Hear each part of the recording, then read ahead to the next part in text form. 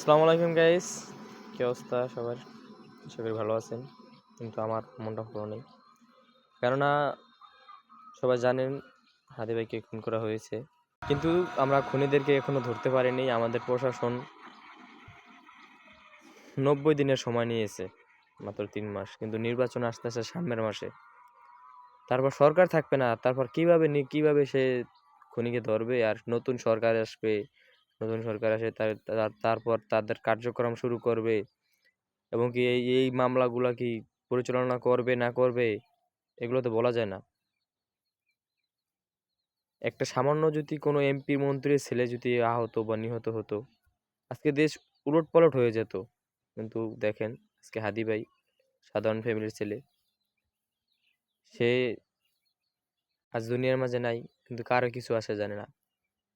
2-4টা media কয়দিন তোলপাট করলো, এখন আর কোনো কেউ কথা বলতে দেখা যায় না। কষ্ট লাগে অনেক তার জন্য।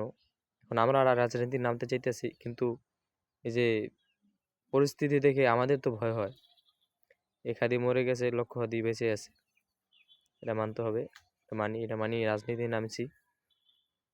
দেখি খুনি হাসিনার দলেরা কদ্দূর কি করতে পারে।